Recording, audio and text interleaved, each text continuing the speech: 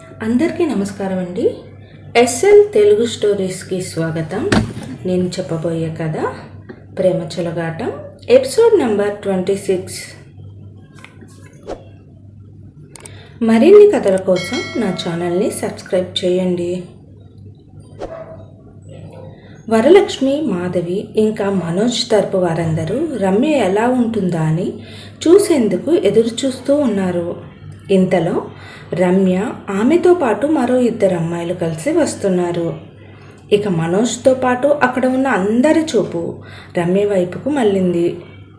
కుంకుమ పువ్వు రంగులో ఉన్న డిజైనర్ శారీని కట్టుకుని నుదుటిపై అందమైన బొట్టును పెట్టి తన వాలు కనులకు కారు మబ్బు లాంటి కాటుకను అద్ది తన మోముకే అందమైన ముక్కుకు ముక్కెరను పెట్టి దొండపండు లాంటి పెదవులకు ఎర్రని లిప్టిక్ను అద్ది తెల్లని మేనిఛాయను కలిగిన ఆ చేతులపై ఎర్రని కోన్ గోరింటాకుల డిజైన్లు వేసుకుని రంగురంగుల గాజుల అమరికల అలజడులతో పాటు కాలి అందెల సవ్వడి జతగా కలిసి సంగీతమై తను నడుస్తూ వస్తుంటే చూస్తూ ఉన్నవారి కనులకు ఆమె రూపం ఎంతో అపురూపంగా అద్భుతంగా కనిపించింది.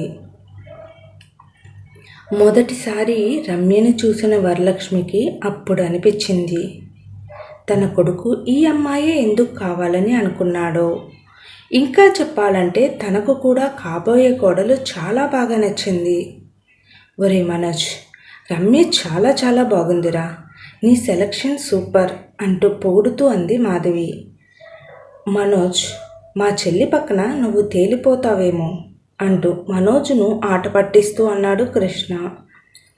ఇక రమ్య అక్కడికి రావడమే అందరూ మౌనంగా ఉన్నారు. ఇక రమ్య తనకు కాబోయే అత్తామావయ్యల కాళ్లకు నమస్కరించింది. లేమ్మా, నిండు నూరేళ్ళు పిల్లా పాపలతో చల్లగా ఉండు అంటూ అన్నాడు వెంకట్రావు.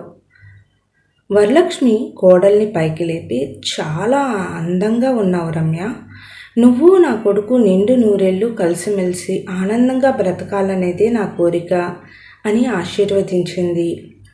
వరలక్ష్మిని అలా చూస్తున్న కృష్ణకు, మాధవికి చాలా ఆశ్చర్యం వేసింది. ఆ వరలక్ష్మియేనా అనే అనుమానం కూడా వాళ్ళకి వచ్చింది. ఇక వెంకట్రావు అయితే మాత్రం వరలక్ష్మిలో వచ్చిన మార్పును చూసి ఊపిరి పీల్చుకున్నాడు. ఎందుకంటే తన భార్యకి రమ్య బాగా నచ్చింది.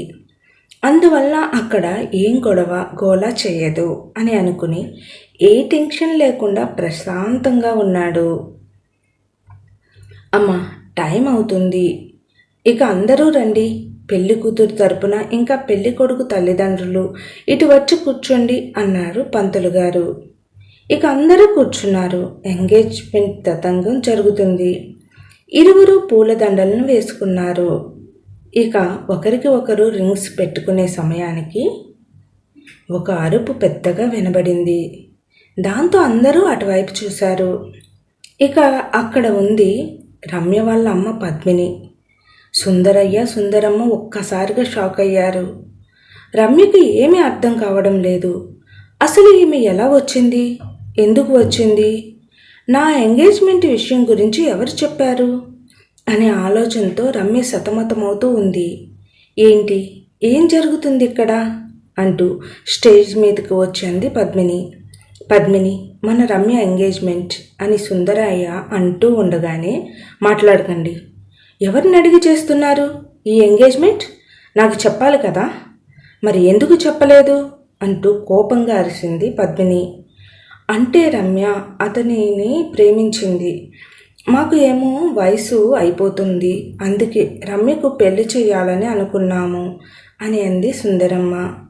మీకు వయసు అయిపోతే చావండి, అంతేకాని ఇలా నాకు తెలియకుండా నా కూతురికి ఈ పల్లెటూరి సంబంధం తెచ్చి పెళ్లి చేస్తారా అంది పద్మిని.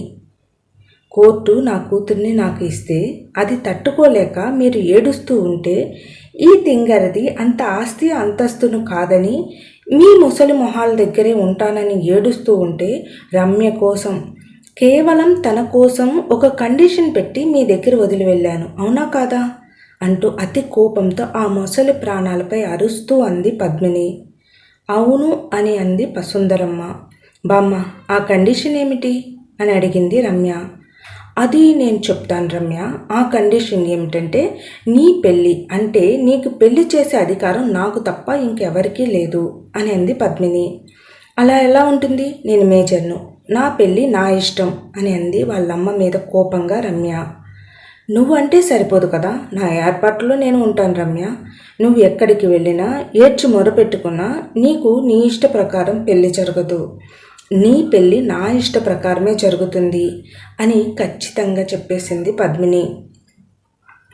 అదంతా విన్న వెంకట్రావు పద్మిని దగ్గరికి వెళ్ళి, అమ్మా, నువ్వు రమ్య వాళ్ళ అమ్మవే అంటున్నావు అంటే నీ కూతురి ప్రేమను నువ్వు అర్థం చేసుకుని వాళ్ళ ప్రేమను బ్రతికించు అని అన్నాడు. ఎవడవయ్యా నువ్వు? పంచెలు చుట్టుకుని ఎర్రబస్సు ఎక్కి వచ్చి ఇక్కడ నాకు బుద్ధులు చెప్పాలని అనుకుంటున్నావా? నా కూతుర్ని ఎవడు పడితే వాడు వలలో వేసుకుని పెళ్లి చేసుకుని దానికి వచ్చే ఆస్తి కొట్టేయాలని అనుకుంటూ ఉంటే అది నేను చూస్తూ కూర్చుని ఉండాలా? నేను అలా ఎప్పటికీ ఉండను అని ఎంతో కోపంతో అరుస్తూ అంది పద్మిని. తండ్రిని అలా అనేసరికి మాధవికి కోపం వచ్చి, ఏమమ్మా, నువ్వు చాలా ఎక్కువగా మాట్లాడుతున్నావు. మాకు కూడా ఆస్తి ఉంది. మా ఊర్లోనూ మాకు 10 ఎకరాల పొలం ఉంది, ఇంకా ఇల్లు కూడా ఉంది అని అంది. అంటే నా కూతుర్ని ఆ పల్లెటూరులో పొలం పనులు చేయడానికి పంపాలా? అసలు అది ఎవరని అనుకుంటున్నావు? తను నా ఏకైక కూతురు, నా ఆస్తికి వారసురాలు. అలాంటి నా కూతుర్ని మీ ఇంటికి కోడలుగా పంపనా? మీ కొడుకు ఎవరిని ప్రేమించానని చెప్పినా మీరు ఒప్పుకుంటారేమో, కానీ నేను అలా కాదు. నా కూతుర్ని పెళ్ళి నాకు నచ్చిన వారితోనే జరిపిస్తాను అని అంది పద్మిని. మీరు అలా జరిపిస్తే నేను చూస్తూ ఉంటానా అని కోపంగా అన్నాడు మనోజ్. నువ్వు ఎవడివిరా అంటూ మనోజ్ చెంప మీద గట్టిగా కొట్టింది పద్మిని. దాంతో అక్కడ ఉన్న అందరూ షాక్తో చూస్తున్నారు. ఇంతలో రమ్య వాళ్ళ అమ్మ పద్మిని గురించి పూర్తి వివరాలను అక్కడ ఉన్న వాళ్ళలో ఒకరి దగ్గర తెలుసుకుంది వరలక్ష్మి. ఇక పద్మిని మనోజ్ను కొట్టడం చూసిన వరలక్ష్మికి కోపం తన్నుకుంటూ వచ్చింది. వెంటనే ఉగ్రరూపం దాల్చిన దానిలా పద్మిని దగ్గరికి వెళ్ళి, ఎవతివే నువ్వు? నా కొడుకు మీదే చేయి చేసుకుంటావా అంటూ పద్మినిని ఒక్కతోపు తోసింది. దాంతో తను కింద పడింది. కింద పడిన పద్మిని వైపు చెయ్యి చూపుతూ, ఇది ఒక డబ్బు పిశాచి. డబ్బు కోసం ఒక మొగుడిని చంపింది, అదే డబ్బు కోసం ఇంకో మొగుడిని పట్టిపోయింది. ఈ రమ్య తన మొదటి భర్త కూతురంటండి అని భర్తతో అని మనోజ్ వైపు చూస్తూ, అవును మనోజ్, ఈ ఎంగేజ్మెంట్కు ముందే ఈ విషయాలను రమ్య నీకు చెప్పిందా అంది వరలక్ష్మి. లేదు అన్నట్లుగా తల ఊపాడు మనోజ్. ఇక కోపంగా, ఏం పెద్ద మనిషివయ్యా నువ్వు? కొడుకు ప్రేమించాడంట, ఏ వివరాలు తెలుసుకోకుండానే ఈ పెళ్లి చేయడానికి మమ్మల్ని ఇక్కడికి తీసుకుని వచ్చేశాడు ఈ పెద్ద మనిషి. పెళ్ళి అంటే అటు 7 తరాలు ఇటు 7 తరాలు చూడాలని అంటారు. మరి నువ్వు ఈ తరం వాళ్ళని కూడా చూడలేదు, మమ్మల్ని చూడనివ్వలేదు. వాడంటే వయసులో ఉన్న చిన్నవాడు, అందం మాటలో తీరుకు ప్రేమలో పడిపోతాడు. పెళ్ళంటే అలా కాదు కదా, ఆస్తుల కన్నా పరువు మర్యాదలను చూడాలి అని వెంకట్రావును తిడుతూ అంది వరలక్ష్మి.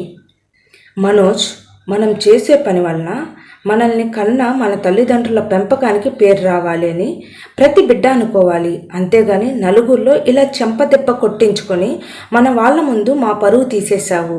అప్పుడు మీ మేనత్త మా మామయ్య పరువు తీసింది, ఇప్పుడు ప్రేమ దోమ అంటూ నువ్వు కూడా మా పరువు తీసేశావు. రేపటి నుంచి ఊరిలో అందరూ వరలక్ష్మి వాళ్ళ కొడుకును ఎంగేజ్మెంట్లో పెళ్లి కూతురు వాళ్ళ అమ్మ చెంప పగలగొట్టిందని అందరూ చెట్లలో పుట్లలో చెప్పుకుంటూ ఉంటారు. ఇప్పుడు ఇది మనకు అవసరమా? నేను చెప్పిన మాట వింటే ఇలా అయ్యేదా అంటూ ఉండగా కింద పడిన పద్మిని లేచి, ముందు మీరందరూ ఇక్కడి నుంచి వెళ్ళిపోండి అంటూ కోపంగా అంది. ఓయమ్మా, నీ ఇంట్లో ఉండేందుకు ఇక్కడ ఎవరూ రాలేదు. అయినా డబ్బు కోసం మొగుళ్ళను మార్చే నీ ఇంట్లో ఇంతసేపు ఉన్నందుకే మాకు కంపరంగా ఉంది. ఇక అందరూ పదండి అంటూ మనోజ్, ఇక పద అంది వరలక్ష్మి.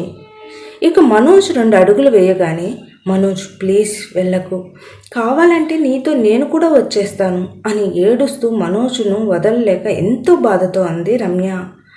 నువ్వు మీ అమ్మగారి గురించి ముందే నాకు ఎందుకు చెప్పలేదు రమ్య అని అన్నాడు మనోజ్. మనోజ్ అడిగిన ప్రశ్నకు సమాధానం ఏమీ చెప్పలేక ఏడుస్తూ నిలబడింది రమ్య.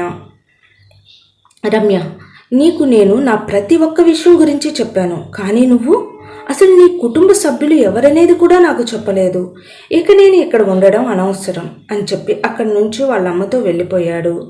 తన ప్రేమ, తను కనిన కలలు అన్నీ కూలిపోయాయి. ఏం చెయ్యాలో తెలియదు. తన జీవితం ఇక ఏ దారికి వెళ్తుందో ఊహించను కూడా ఊహించుకోలేదు.